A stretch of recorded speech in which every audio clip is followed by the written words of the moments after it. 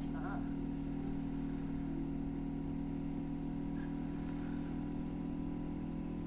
자기야, 아이인데 아니야.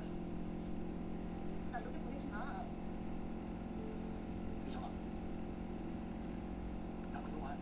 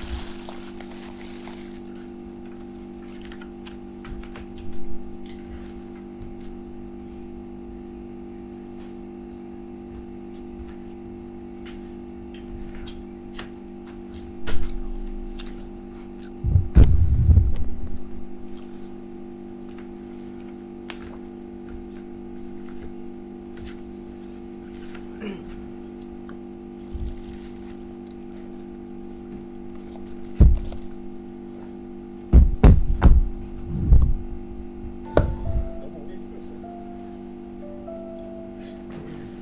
처음에 시간보다 좀 안 되고 나중에 이 자리에서 너무 진행이 안 되잖아. 안 됐어. 그동안 직접 한 거보다 나중에 그 자리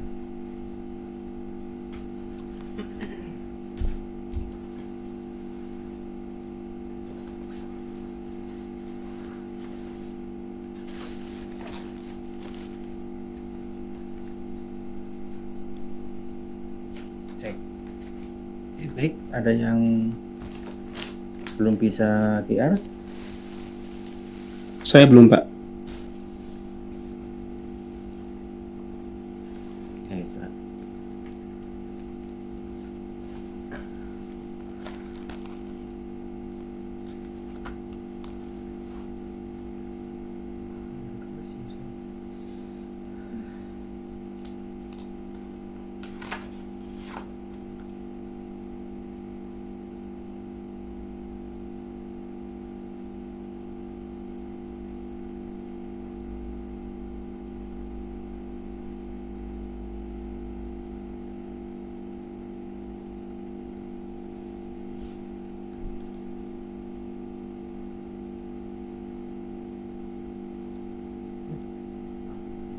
Mudah-mudahan sudah bisa semua ya untuk presensinya.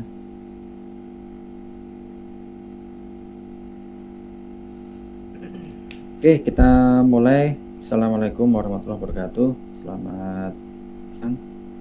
Salam sehat ya. Dan ya, karena beberapa situasi political issue kita harus melakukan kuliah secara Zoom ya. Ya, kita ikuti arahan dari pusat ya, pusat. Baik, dari mahasiswa dan juga apa namanya asisten. Oh, asistennya nggak ada ya. Asisten sampai sekarang belum ini ya, kita belum dapat ya, karena cukup sulit ya mencari kandidat yang harus available ya untuk bisa menjadi asisten. Oke, mudah-mudahan suara saya terdengar jelas. Kalau ada yang tidak clear, mungkin suaranya terlalu jauh atau terlalu pelan ya. Pak Ruli, mohon maaf, izin live ya, Ya. karena sudah saya jadikan host. Oh ya, oke. Ya. Mas Sigit, makasih ya. Sama-sama, Pak. Oke, makasih Mas Sigit. Oke, mudah-mudahan suara saya bisa didengar jelas. Kalau ada yang kurang clear atau suaranya kecil, silakan saya untuk diinterupsi gitu ya. Oke.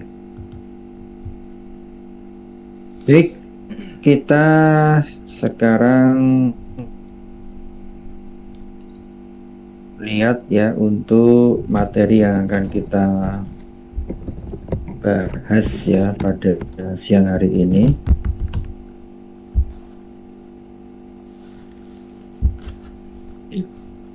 Oke, mudah-mudahan bisa dilihat di layar ya. Nah, ini adalah minggu ketiga. Nah, sayangnya adalah kita beberapa minggu kemarin sempat kosong ya. Nanti per hari ini saya akan kasih tugas ya untuk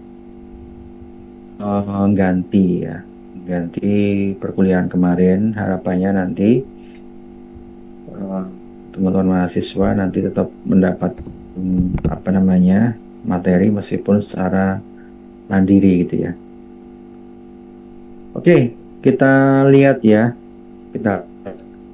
Ini yang kemarin saya sampaikan di kelas untuk praktikum ya. Oh ya, praktikum sudah saya upload ya, agak terlambat untuk untuk modulnya. Praktikum 1 dan 2 saya gabung ya, sehingga itu diharapkan nantikan minggu 1 dan 2 yang kemarin sempat kosong ya. Jadi yang belum presensi secara manual untuk 2 poin ya kemarin, silakan nanti besok ya bisa disusulkan. Oke, untuk tugas yang kedua sudah saya upload ke Simmaster dan silakan dilihat di Simmaster untuk deadline dan seterusnya. Silakan ikuti itu ya. Kemudian sekali lagi, karena ini adalah mata kuliah pilihan dan saya kira Anda juga sudah beberapa kali ketemu dengan saya, silakan untuk deadline dan juga aturan-aturan yang harus Anda ikuti selama proses upload hasil, ikuti itu ya. Sekiranya deadline-nya itu mepet ya, dan kadang beberapa mahasiswa punya problem ya, deadline-nya jam 11 malam lebih 55 menit. Nah, jam 11 lebih 50 dia baru upload ya, ternyata setelah upload listriknya mati, ternyata koneksi internetnya nggak bagus, maka kemudian nggak bisa lakukan upload dalam durasi menjelang deadline. Nah, kalau seperti itu bagaimana? Kalau seperti itu ya simpel saja, uploadnya jangan H-5 menit ya. Ya diusahakan H-10 menit lah paling enggak ya. Atau kalau mau lebih amannya H-1 satu hari ya. Itu kalau kita ngajari ke anak-anak TK SD gitu ya. Nah, sekarang karena Anda sudah mulai kuliah di akhir ya, silakan tentu Anda bisa mensikapi itu ya. Ya. Oke ya, itu sebagai reminder untuk proses pengumpulan tugas yang kemarin itu. Nah, sekarang kita lihat ya. Sekarang kita lihat, ini adalah di layar sudah muncul kegiatan penambangan secara umum ya, terutama untuk yang kegiatan penambangan batu bara. Kemudian sudah saya mention ya bahwa dalam kegiatan penambangan itu ada 2 kegiatan yang yang terkait ya. Yang pertama disebut sebagai eksplorasi atau pencarian, yang kedua adalah eksploitasi. Nah, eksplorasi itu berarti bagaimana? Eksplorasi itu berarti kita ditugaskan untuk mencari. Nah, mencarinya bagaimana? Mencarinya itu ya dengan melakukan survei yang disebut sebagai survei eksplorasi batu bara. Ya. Dalam gambar ini eksplorasi itu sedikit ya itu ini kan dalam gambar yang sebelah kiri atas. Di situ memang tidak menggambar eksplorasi secara umum ya, tetapi bahwa eksplorasi itu dimulai dari survei lapangan, orang geologis, orang geodesi pergi bareng dan seterusnya. Yang geologi dia membawa palu geologi untuk mengambil sampel dan seterusnya. Orang geodesi membawa GPS, membawa macam-macam untuk mengetrack lokasi, posisi dan juga elevasi dan seterusnya. Setelah itu dapat kemudian dilakukan proses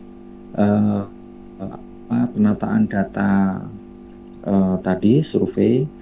Kemudian kalau itu dirasa kurang mencukupi, maka kemudian biasanya geologis itu akan melakukan yang namanya drill eksplorasi.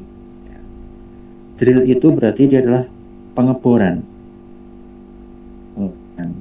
Kenapa diperlukan pengeboran? Karena bisa jadi dari survei eksplorasi itu ternyata tidak menemukan cukup bukti, cukup evidence bahwa di lokasi itu ada batu bara.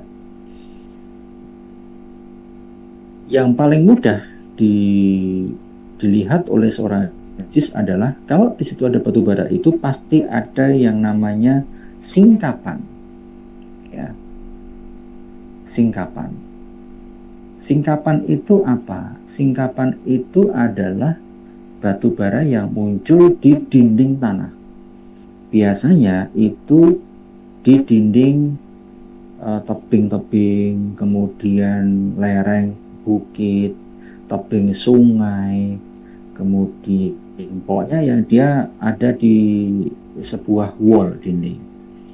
Nah, maka biasanya kalau orang geologi itu dia akan mensurvei eksplorasi itu mulai dari sungai dulu. Menyusuri sungai, menyusuri suatu tebing, kemudian dilihat di dinding itu ada nggak itu singkapannya. Nah, kalau ada sebuah singkapan, maka mata manusia sudah bisa melihat, oh di situ ada material yang sangat keras seperti itu, kemudian mengkilat, dia membentuk sebuah layer, ada tebalnya dan seterusnya, berwarna hitam. Nah, berarti dia adalah batu bara di situ. Nah, kalau sudah ketemu singkapan, maka kemudian tim geodesi akan mengetrack itu berapakah posisi dan juga elevasi di lokasi itu.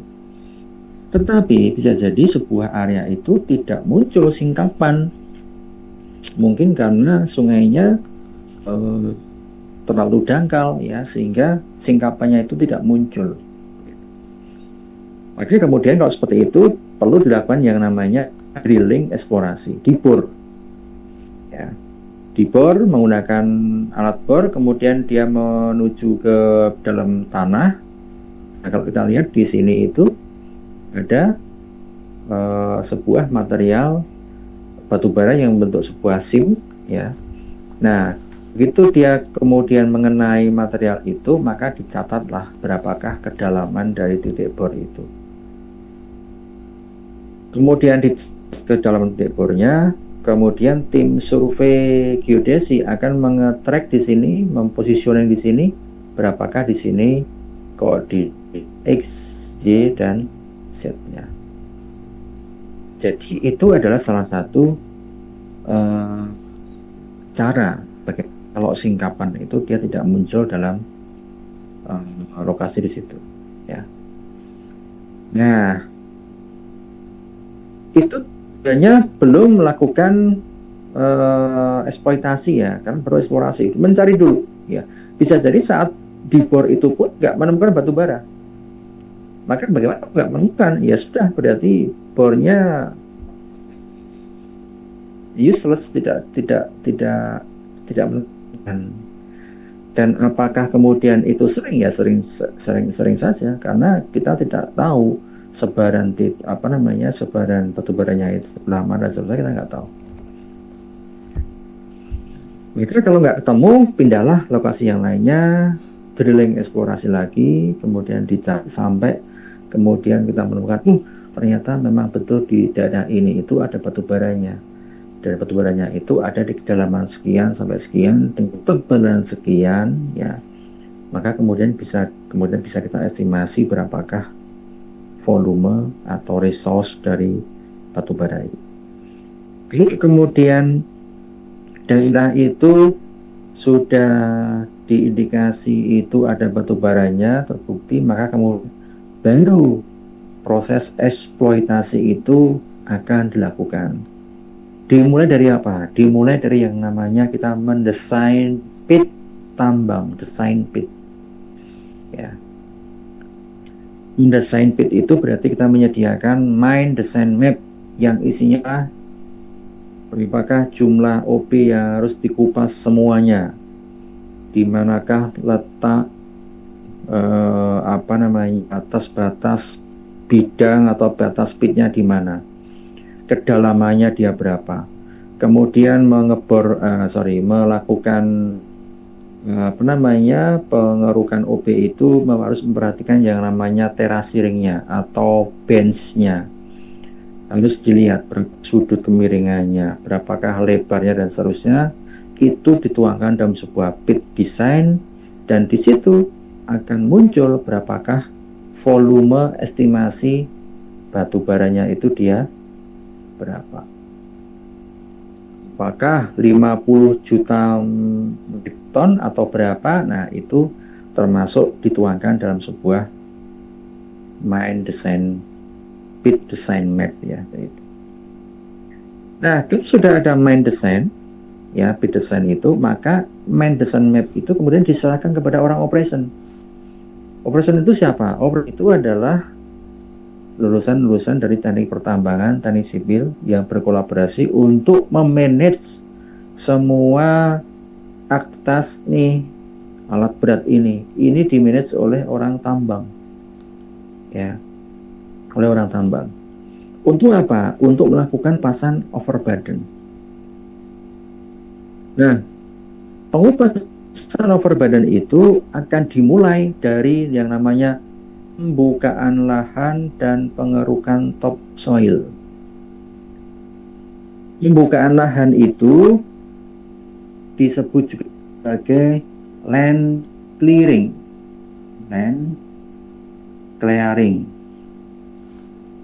Ya. Ditulis ya beberapa istilah yang seperti ini, nanti akan pasti muncul di ujian, ya. Jadi istilah-istilah tadi ada eksplorasi, drilling, eksplorasi, pit design, land clearing, dan seterusnya nanti dicermati, ya. Land clearing itu apa? Land clearing itu adalah proses untuk membersihkan lahan itu. Yang tadinya masih ada vegetasi hutan itu dicabut, ditebang, kemudian dialihkan sehingga menjadi hutan gundul. Ya, hutan gundul. Kalau kemudian hutan gundul itu sudah terbentuk, maka kemudian survei orang geodesi itu masuk untuk apa? Untuk melakukan topografi original. Ya. Karena apa? Tergantung.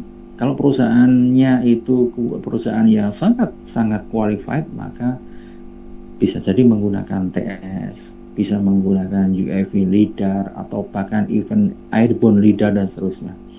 Tapi kalau perusahaannya masih perusahaan skala menengah, skala kecil, hanya menggunakan total station, menggunakan GPS, apapun itu tujuannya sama, memetakan original space dari sebuah area sebelum dilakukan pengerukan OB. Nah, itu sudah dilakukan land clearing, pemetaan topografi, maka kemudian proses pengerukan OB itu dimulai. Dimulai dari apa? Dimulai dari pengerukan topsoil. Topsoil itu apa? Topsoil itu, kalau misalkan ini ada sebuah bukit, begitu ya, bukit, maka topsoil itu adalah material tanah yang berada di lapisan atas, permukaan atas, di mana di situ adalah tempat tumbuh-tumbuhan itu dia bergantung. kita nanam pohon maka pasti di situ ada tanah. Bukan tanah pasir, bukan tanah lempung, tapi topsoil. Ya. Jadi unsur haranya masih banyak, bagus, kemudian dia menjadi subur dan seterusnya. Nah, itu dikupas dulu topsoilnya. Topsoil itu dia tebalnya berapa? Nggak tebal, kira-kira 30 cm kira-kira. Sampai mungkin 50-an cm kira-kira. Nah, topsoil itu kemudian itu dilakukan empuk di suatu lokasi dan diamankan. Kenapa kok nggak dibuang? Karena eman-eman. Topsoil itu adalah material yang sangat berharga. Kenapa? Karena nanti ketika sebuah area itu sudah habis ditambang, maka kemudian area itu akan ditutup kembali, dilakukan penghijauan kembali, maka itu butuh lagi material topsoil.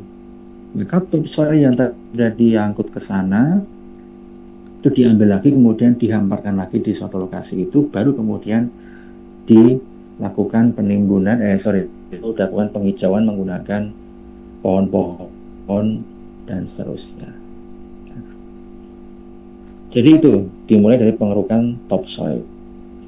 Nah, kalau topsoil sudah clear, sudah diangkut, diamankan, maka dimulailah proses pengupasan OB. Pengupasan OB itu disebut sebagai proses stripping.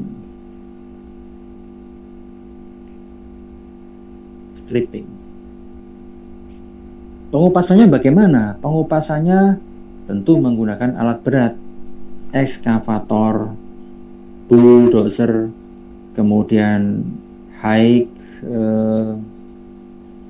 dump truck ya, dump truck, dan seterusnya.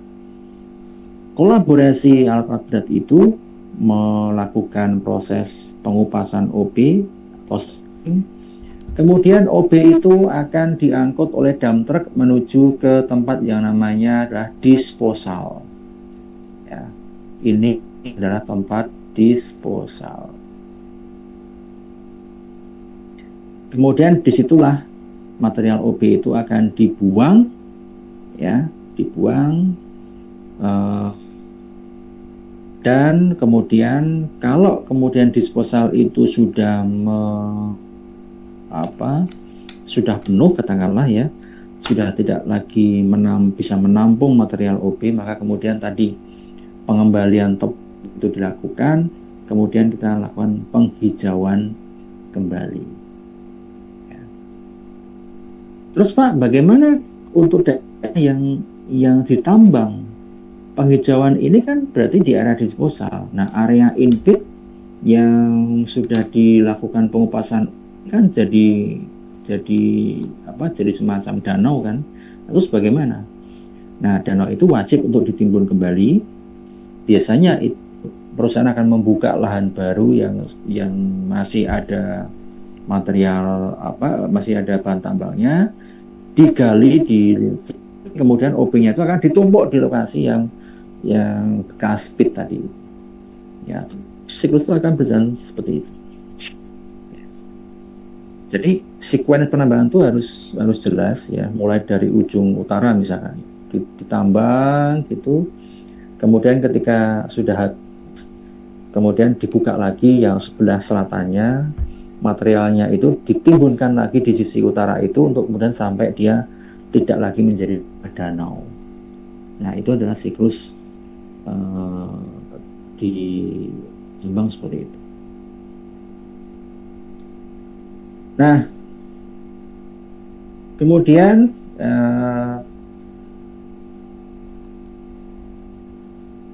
proses strip ya itu berjalan ya sampai ke kedalaman tertentu ya, sebagai contoh ini katakanlah ini sampai kedalaman 20 meter ya, itu baru dia menemukan yang namanya batu bara ini, batu bara. Set. Ya, batu bara. Batu bara itu membentuk suatu lapisan ya.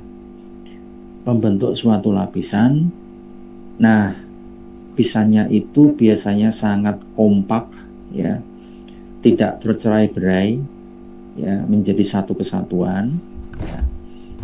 Nah, begitu proses stripping itu menemukan permukaan batu bara, ya, maka batu bara yang muncul di tanah, ya, berarti adalah yang ini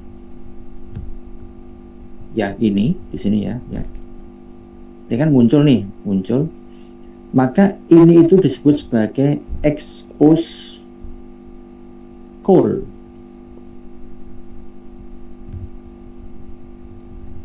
Jadi begitu OB sudah habis, kemudian ternyata di suatu lahan muncullah permukaan batu baranya, coalnya, maka disebut sebagai exposed coal. Nah, ketika exposed coal itu sudah muncul, maka kemudian oleh perusahaan tambang itu batu bara itu diangkut, ya, oleh ekskavator, oleh dump truck, kemudian melewati jalur hauling, kemudian dia akan masuk ke yang namanya washing plant, ini untuk mencuci batu bara. Jadi juga perlu dicuci. Kenapa? Karena batu bara itu tentu ya, tentu itu akan terkontaminasi berbagai macam unsur non batu bara. Bisa abu, bisa sulfur, bisa tanah biasa dan seterusnya. Maka biasanya itu akan dilakukan pencucian, ya, atau washing menggunakan alat washing plant. Dan washing plant itu perlukan jumlah air yang sangat banyak, maka biasanya dia akan menggunakan air dari sungai itu untuk melakukan washing plant. Hanya saat sekarang ini tidak banyak yang melakukan washing plant karena cukup berisiko terhadap lingkungan dan seterusnya. Sehingga yang terjadi adalah ketika bara sudah masuk ke jalur hauling, maka kemudian dia akan masuk ke alat conveyor, ya, semacam liftnya si batu bara itu. Kemudian itu akan ditimbun dalam sebuah area namanya room stock, ya, room stock atau stockpile batu bara, ditumpuklah di lokasi ini. Ditumpuk di sini mungkin bisa berhari-hari, kadang bisa berbulan-bulan, kadang sampai tahunan kalau memang tidak laku. Dan biasanya batu bara juga kadang bisa terbakar karena di room stock itu tidak tertutup oleh suatu atap, ya, maka biasanya dengan intensitas sinar matahari yang sangat terik itu membuat batu bara itu kadang terbakar, ya, di room stock. Nah, begitu di room stock itu sudah ditumpuk di sana, maka kemudian batu bara itu siap untuk dikapalkan, untuk dikirim, diekspor ke berbagai negara, berbagai macam industri, akan kapal tongkang, ya, kemudian ini masuk ke konsumen energi atau mungkin ke yang lain. Ya. Nah, itu adalah siklus secara umum, ya. Nah, dari siklus ini Anda bisa membayangkan proses yang terjadi dan di manakah peran seorang geodesi itu berada. Kalau kita lihat kembali, di manakah peran geodesi? Di tahapan ini geodesi sudah ada. Eksplorasi, kemudian drilling eksplorasi itu kita juga mempositioning. Membuat pit design, ini pun kita juga terlibat geodesi sebagai seorang mine plan engineer, karena di situ kita akan menghitung volume, kita akan menghitung tonase, semua akan berbasiskan DTM, DEM, desain, topografi dan seterusnya, GIS. Itu orang geodesi masuk di sini. Pemetaan lahan dan pengerukan topsoil, di sini pun tadi kita juga terlibat melakukan survei lidar, survei topografi, even menggunakan GPS, menggunakan TS, tapi orang-orang geodesi juga akan ada di lini ini. Pengeboran dan peledakan OB. Nah, sometimes pengeboran itu tidak dilakukan di tahapan eksplorasi, kadang dieksploitasi pun bisa. Karena apa? Karena bisa jadi orang geologis itu dia tidak yakin bahwa di sini itu ada nggak tahu batu baranya, jangan-jangan hilang. Maka perlu dilakukan proses pengeboran saat pit itu berlangsung, saat pit itu dilakukan proses stripping. Maka dia akan boring, ya, kemudian sampai ke bawah, dia menemukan lagi batu baranya atau mungkin tidak menemukan. Itu tujuan dari orang. Di sini pun orang survei juga terlibat untuk apa? Untuk melakukan proses positioning XYZ dari titik palu. Dalam proses pengerukan OB, ya, pengerukan OB itu akan dilakukan stripping mengikuti jalur seperti jalur terasiring seperti ini, ya. Supaya tidak ambruk, tidak longsor.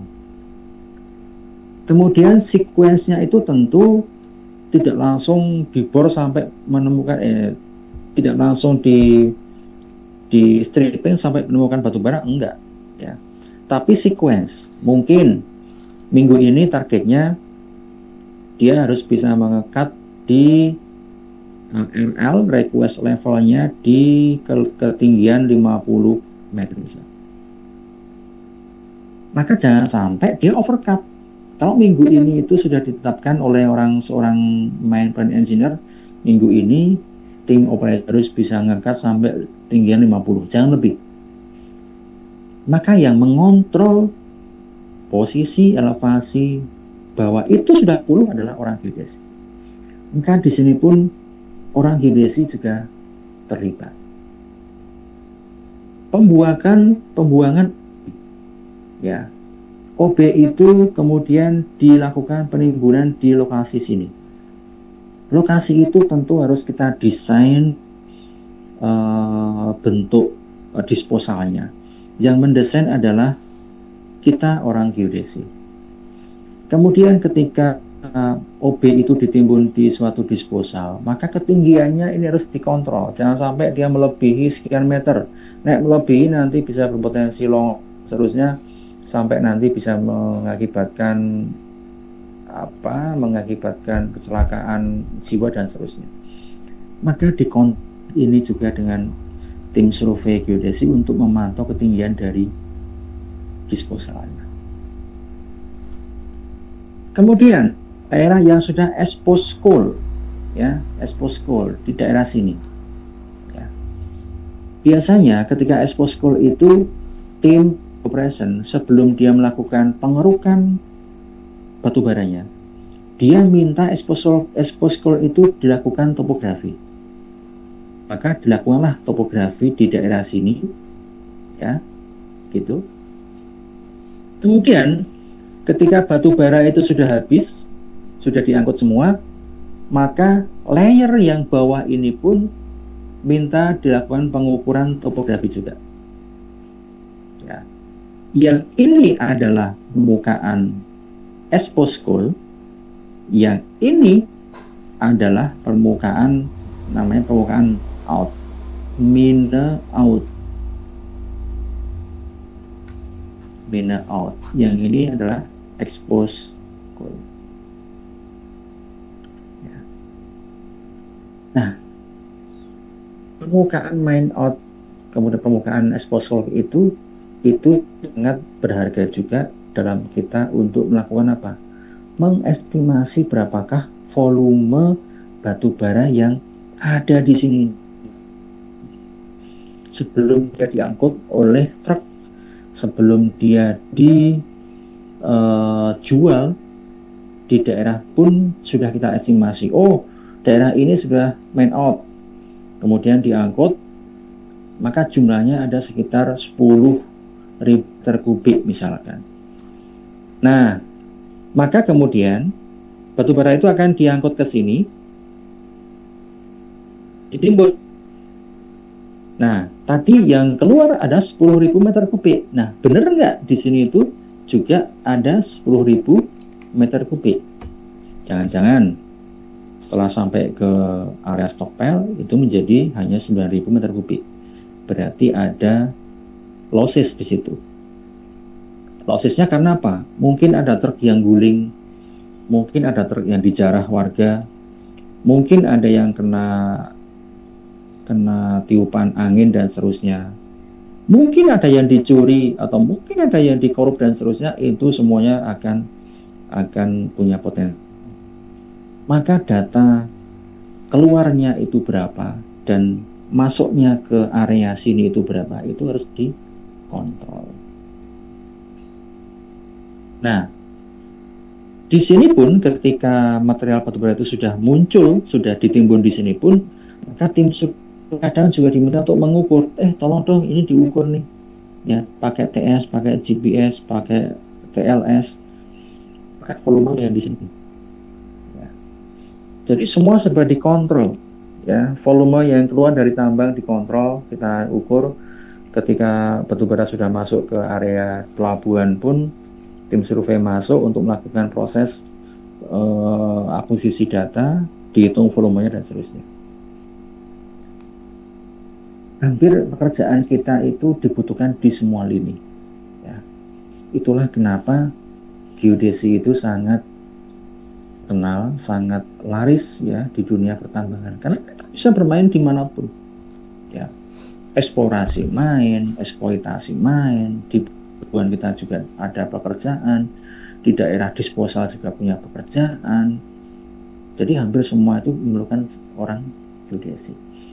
Ya, bagaimana geodesinya itu diberikan pengetahuan tentang tahapan proses penambangan ini sehingga dia mudeng, sehingga dia ketika lulus itu paham, oh dulu saya punya ada mata kuliah survei tambang nih, ya, sehingga dia tidak roaming ya, ketika bilang tolong disurvei topografi survei main out, nah main out, berarti ini main out, nah, survei expose coal, nah Anda sudah paham di situ, pantauan RL, nah Anda sudah paham di situ. Maka istilah-istilah itu yang perlu ditekankan dari sekarang ya, supaya Anda nanti ketika terjun ke tambang bisa memahami itu dengan lebih baik. Nah, jadi itu ya gambaran secara umum, dan kita bisa ternyata ya dunia kita tetap ya diperlukan ya di di lini dalam proses penambangan. Oke, sampai sini ada yang tanyakan?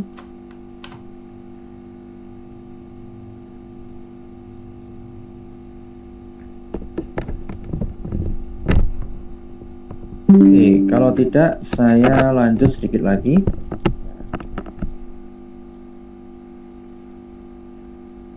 Saya menggambarkan apa ini. One notes.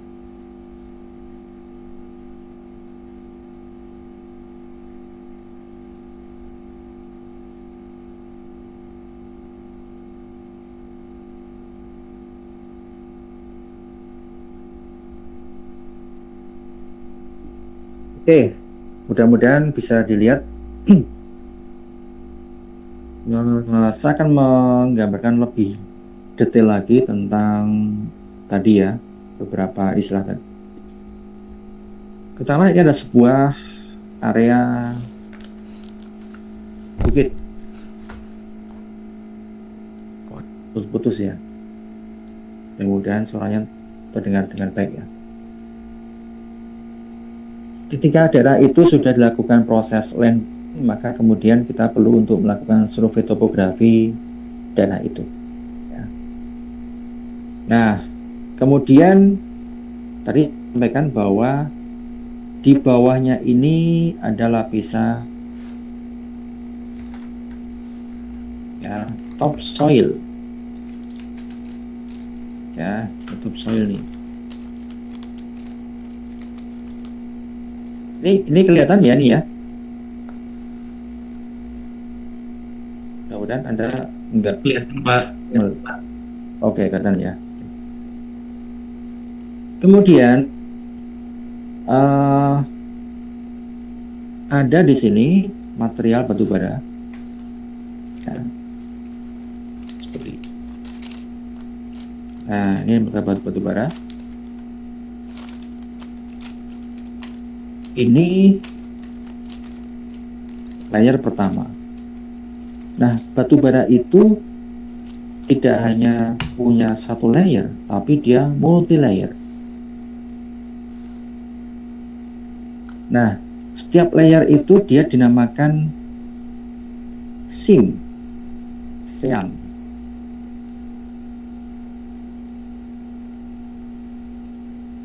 Ya, seam. Ini juga namanya adalah seam. Yang atas biasanya penamaannya itu bebas. Ada yang menyebut sebagai SIM A, yang ini SIM B, boleh. Kalau SIM 1, SIM 2 bebas. Ya, bebas. Oke. Nah, kemudian ya, jadi batubara pasti tidak hanya satu SIM di situ. Ya, sampai ke bawah dan seterusnya. Kalau nanti dia multi layer ya bisa sampai SIM ke-7 dan seterusnya. Nah, material yang ada di atas SIM A itu disebut sebagai OP, ya, atau overburden. Material di antara SIM A dan SIM B disebut sebagai B, ya, atau interburden. Ya, interburden.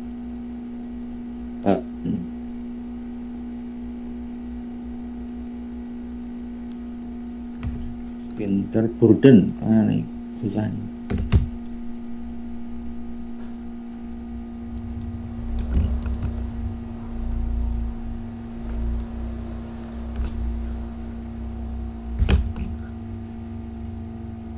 Interburden, ya. Nah, terus di layer SIM A itu, ya, tadi kan kalau area ini sudah terbuka namanya adalah expose cool, ya. Kemudian yang kalau sudah habis, yang namanya adalah main out, sudah hilang, ya. Tetapi keseluruhan layer pertama, layer paling atas dari SIM itu disebut sebagai roof, ya. Keseluruhan layer yang paling bawah ini disebut sebagai floor.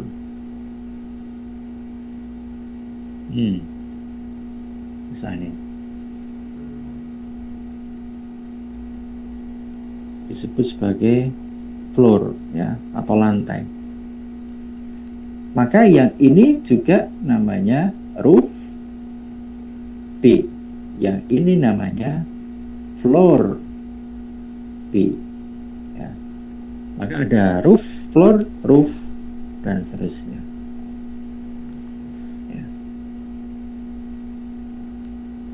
Oke. Nah, tadi saya sampaikan bahwa ada istilah tadi singkapan, ya. Nah, singkapan itu apa? Singkapan itu adalah batu bara yang muncul di permukaan tanah. Nah, singkapan itu biasanya akan muncul di sini nih. Nah, ini yang muncul di permukaan tanah. Kalau ternyata tebing ini itu longsor, ya, longsor, hilang, ini nggak ada, maka singkapan itu akan muncul di sini, ya.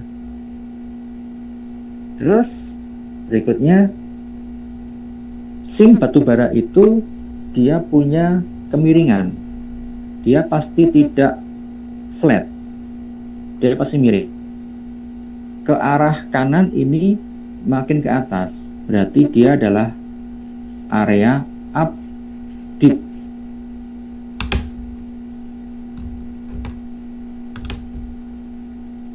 Deep. Kemudian yang bawah, turun Mbak Eri. Ya, permisi. Oh ya, sebentar ya. Ada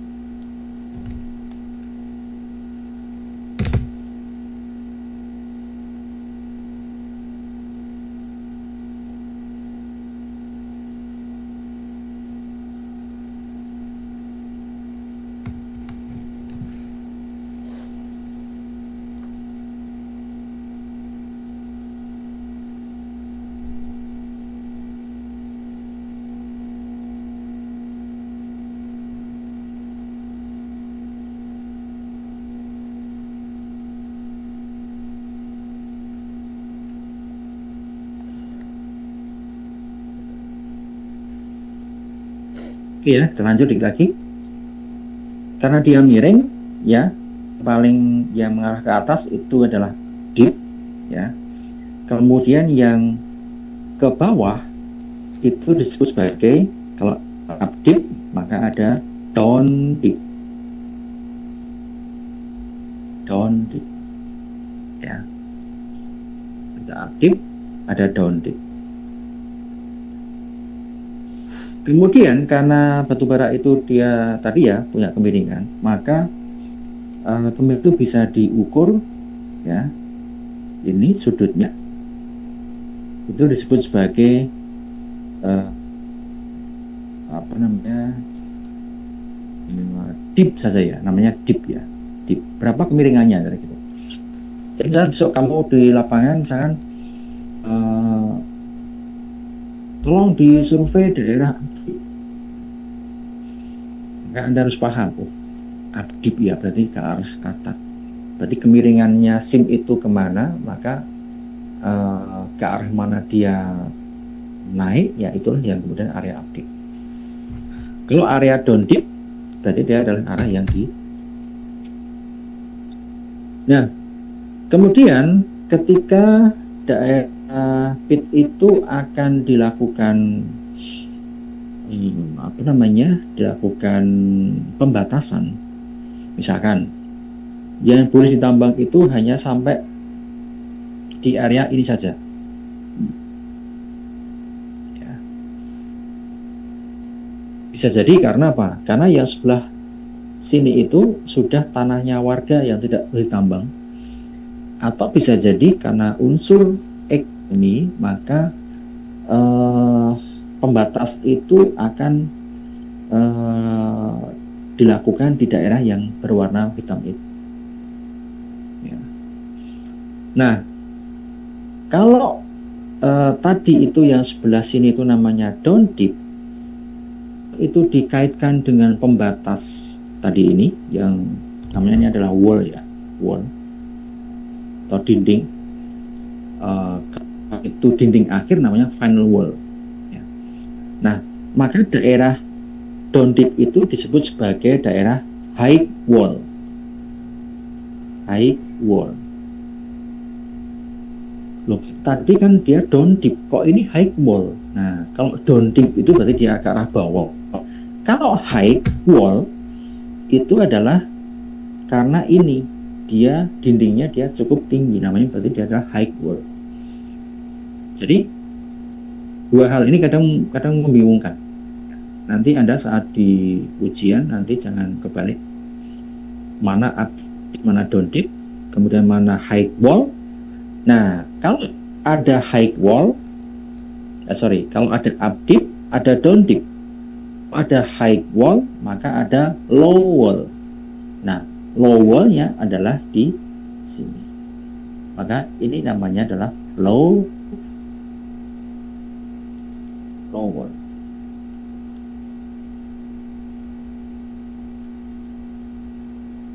Oke. Nah,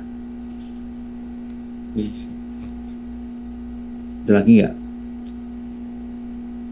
Oke, nanti untuk yang lainnya nanti kita sambil jalan karena sekarang ini dulu aja. Jadi yang penting Anda sudah dikenalkan beberapa istilah yang sangat common ya dalam dunia operasional tambang gitu ya. High wall, low wall, up deep, down deep, roof, floor, ya, kemudian exposed coal, kemudian main out tadi ya, kemudian OB, interburden, topsoil, land clearing dan seterusnya. Nah, belajar banyak sekali istilah. Mudah-mudahan sudah Anda tulis, sudah Anda record ya. Dan silakan nanti Anda berikan pengertian atau definisi secara dengan gaya bahasamu sendiri, tapi kalau digambarkan dalam sebuah gambar kira-kira seperti itu akan lebih memudahkan bagi Anda untuk memahami istilah-istilah itu daripada menghafalkan dalam bentuk kalimat begitu ya. Saya kira itu ya untuk hari ini.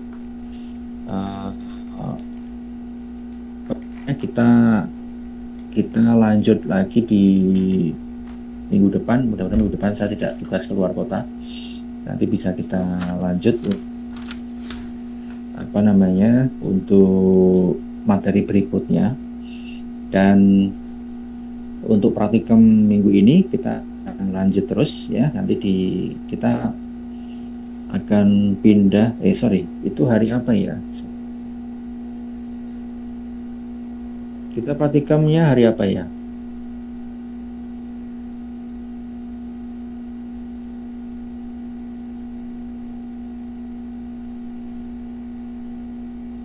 Rabu ya? Besok. Oke. Besok kita lakukan juga pakai Zoom ya. Nanti saya delivery sebentar untuk materi.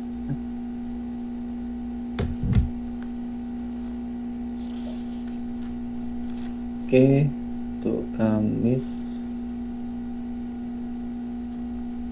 Oh ya, oke. Ya.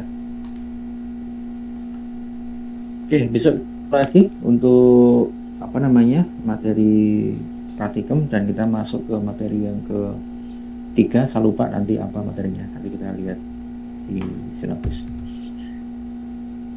Oke, saya kira itu ada yang mau dikonfirmasi, mau ditanyakan?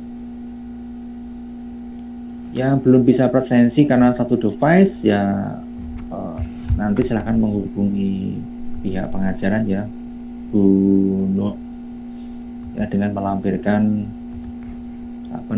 foto capturean ini ya, capture di Zoom. Kalau yang belum sempat VR silakan ya di sini. Sekiranya itu, terima kasih. Kalau tidak ada pertanyaan kita akhiri. Selamat siang, assalamualaikum warahmatullahi wabarakatuh. Terima kasih Pak. Terima kasih Pak. Oke, silakan. Cip. Bisa live ya.